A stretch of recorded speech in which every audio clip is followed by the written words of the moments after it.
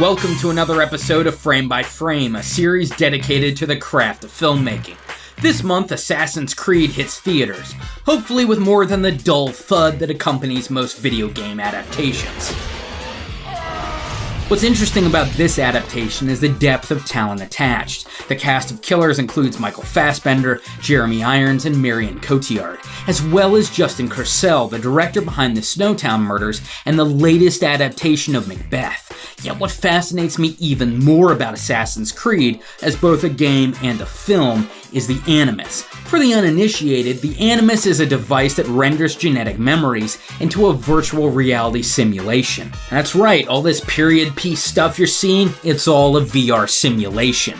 Now sure, you and I aren't going to be hopping through Granddad's memory banks anytime soon, it would probably be boring as anyway, yet we are entering the age of VR filmmaking. In fact, promising VR shorts are already making their mark at prestigious festivals like Sundance and Tribeca. So let's say you wanted to tell Callum Lynch's story in VR. How would you do it? Well, first you'd have to pinpoint the differences between traditional and VR filmmaking. In traditional filmmaking, the director, not the viewer, controls the visual presentation. In VR filmmaking, the opposite is true. The director presents the viewer with a visual environment. The audience decides how to view it, which means shot design is, in a way, outsourced to the viewer. And that's not the only complication you're going to have to deal with. Let's talk about audio. In traditional filmmaking, sound designers can adjust the audio perspective to match the on-screen action in post-production. Think about it this way. You see a car travel from screen right to left. The audio can be mixed so that the vehicle sound starts on the right speaker and then shifts to the left. To create an immersive VR experience, though, the acoustics should change every time the viewer's perspective does. I know, by this point my brain was melting out of my skull too. I had so many questions. How do you edit a VR film or direct the viewer's attention? To answer those questions, let's look at 3 current models for VR storytelling.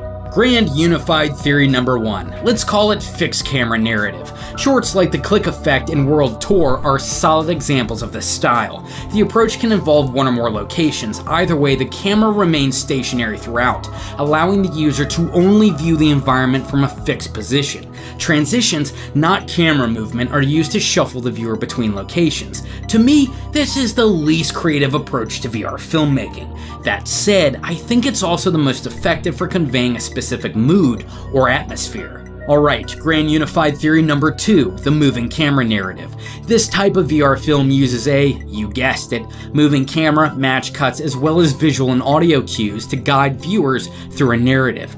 Justin Lin used all of these techniques to great effect in his VR short Help.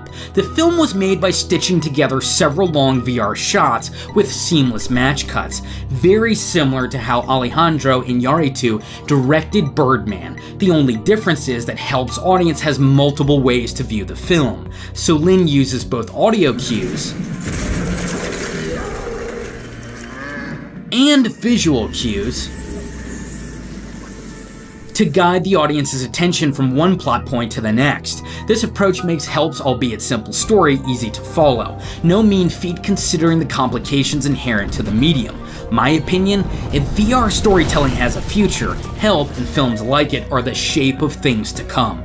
Okay, final model. What the hell? Let's call this one active participant VR. The concept is still, at least from what I could find, theoretical, so I can't point to a concrete example, but the idea goes something like this. Participants would travel to a real-world location, most likely a set. There they would strap on a VR headset and explore the space. The VR story would be revealed to participants through their interaction with certain objects. For example, opening a door or turning on a light switch would cue up a specific scene. I'd imagine designers will have to create linear paths for viewers to follow in order to tell coherent stories. Speculation aside though, this model offers a degree of interactivity the other concepts lack. How creators are working with this model differentiated from VR gaming, however, is still a big question mark. Of course, none of these ideas are even possible without the right hardware. So if you wanted to create a VR film, what gear would you need?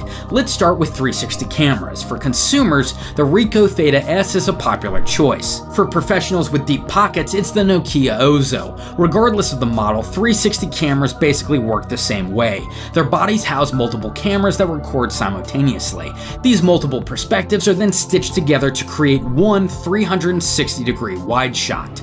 Wonderful. What about the other 50% of the filmmaking equation? You know, sound. Some cameras, like the Ozo, have built-in microphones. If your camera doesn't, you'll need a mic like the Sennheiser Ambio VR 3D microphone. My god, I'm gonna run out of breath just saying the name. The Ambio has 4 cardioid capsules which record a spherical audio pattern. Now what you're gonna wanna do with external microphones like this is place them beneath your 360 camera. It's gonna be the only way to keep them out of frame. It's also going to allow the audio perspective to match the visual perspective. You see, the Ambio records audio tracks that can be rendered in post to create a 360-degree audio environment. Correctly paired with VR video, the result is an experience where the directionality of the audio changes in relation to the user's visual perspective. Now, are you going to be able to buy your Nokia Animus anytime soon? No. But imagine donning a headset to watch the Assassin's Creed VR movie. Think of the replay value of a film you could watch 1,000 different ways. Or the thrill of following Callum in VR form through a recreated set from the film. Just envision how many times you could vomit while plummeting like this in VR. Regardless of the possibilities, the success of virtual reality filmmaking depends on how well creators use the medium to tell their stories. So here's hoping that Assassin's Creed can give us our narrative fix in the meantime. Thank you for watching, and make sure to subscribe to this channel, Film Theory, for more fantastic film-related content. If you'd like to check out more Frame by Frame, click the frame to the left to watch an episode on the origins of the found footage horror film. Or if you'd like to check out a Film Theory episode on Game of Thrones, click the frame to the right. And until next time, my name is Kyle, and this has been Frame by Frame.